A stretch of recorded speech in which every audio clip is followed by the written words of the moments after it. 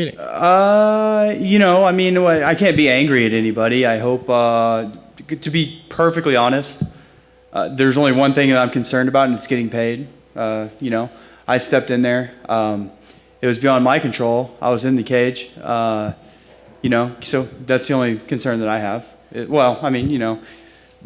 But to also just make sure that Jamall's okay. You don't ever want anybody to get hurt like that, especially they said he was having he had a back injury.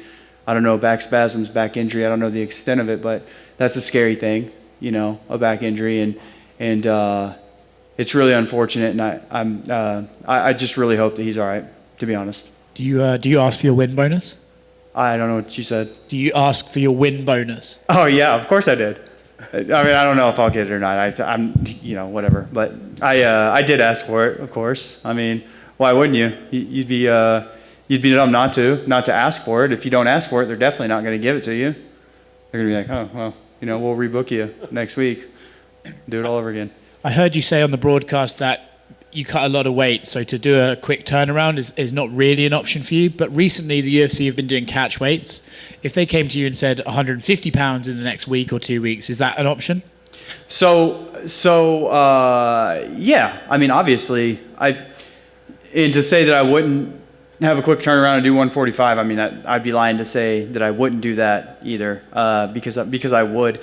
The only thing is, this has been a long. I had a major surgery, and this has been a long process for me to get my body back in shape and get ready to compete. And I felt so good and so awesome throughout this camp. And I finally, peaked, and I'm feeling great.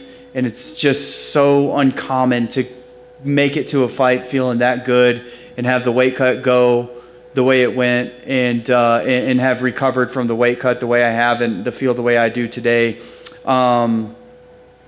And I have done the quick. I did 2 fights in 13 days, and that really hurt my body for a while after. The 2 weight cuts were really, really, really difficult. So I think more than anything, I was emotional right then at that moment. I still am a little bit, obviously, but more than anything, I'm just concerned about being able to take just like a little bitty break, maybe like a week out of the gym, and then get back in the gym and train, because this has been a long, hard process. This camp has been a long, hard process, and I worked really, really hard, and I do need just like a little break, like, to be perfectly honest. Just even mentally, Yeah, I just need a reset, and then I'll be back in the gym. So when they say, a quick turnaround next week, I'm like, fuck. So next week, I would do it. I'd love to get paid twice for 2 times for one camp. It wouldn't be a bad idea, but to be realistic, I just want a little bit of a break. Last one from me. Just can you try and tell me what the emotions are like when you're in the cage, you're ready to go, and then someone goes, "He's not coming out." Like, in that moment, what's going through your head?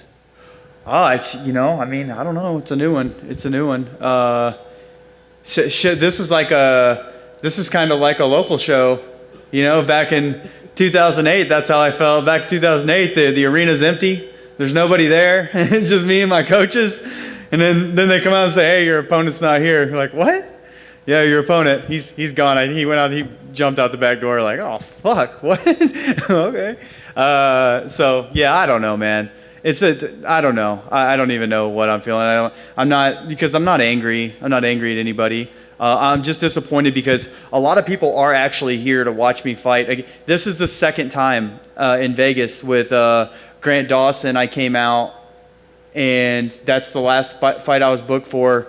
He got popped for some, like picograms or something. That was beyond his control too. That was something that happened in the past. And the Nevada Athletic State Commission decided not to let him compete when he could. I think he could have. He wasn't on anything.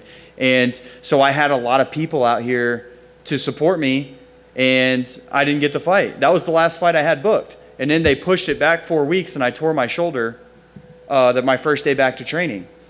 So now, here I am again in Vegas again, my next fight, and I make it all the way to the cage this time, and my opponent's not there. So that's 2 in a row for me, So it sucks, because in a way, they might be good luck charms because they're getting you paid without getting you punched. So maybe just bring them out every time. Hey, maybe so. But no, it's all my friends and supporters, they have jobs and they can't just take 4 or 5 days off to come to Vegas and they're coming out here to support me and while I'm competing.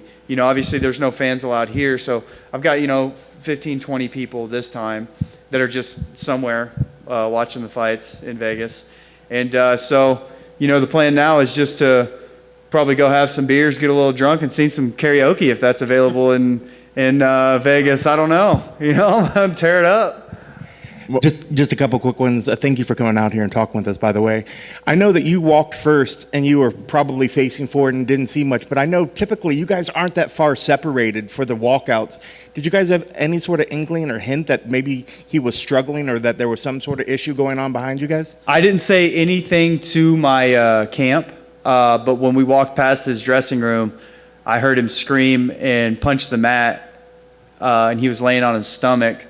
And so I saw him. I knew it was him. I saw him. I didn't say anything to anybody. I thought, you never know. I didn't know that he was hurt.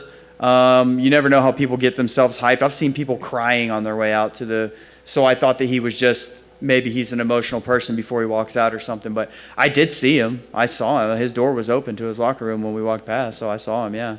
So you saw it and just sort of tucked it away and you're like, that's him just getting warmed up. And then you just uber focus back on getting ready for your walk? Yeah. Now, looking at this one, is it a matter of you just want to recover, get back in there? Is this the one that you want to just run it back? Or are you ready to just say, move on, just give me a that's not my job. But so it doesn't matter for you? I mean, if they said, hey, we're going to reschedule that for said date, you'd be fine with that? Or yeah, I mean, I would. I'd be okay with it, no matter what. I mean, it's... Whether I'm fighting a number 100 or number 4 ranked guy, it's I'm getting paid the same, and so to me it doesn't matter. Just find somebody or run it back, whatever. Well, I hope you get your win bonus as well. Me too. Hey, you think there's a performance of the night bonus? That's probably the quickest finish in UFC history. So this got to be some sort of record. That's how you should sell it. That's a good one. Right? Thank you very much. Yeah, thank you. You talked about having people here and maybe going out tonight and having some fun. Like, is there any thought in your mind of maybe I am going to take a fight? So how much do I do tonight? How much do I hang out? Are you asking me how many shots I'm going to take? Yes, exactly. As many as I can handle and still function. What is the go-to karaoke song? "Fuck Her Gently" by Tenacious D. Okay, solid. You want me to acapella? Yeah, go ahead. No.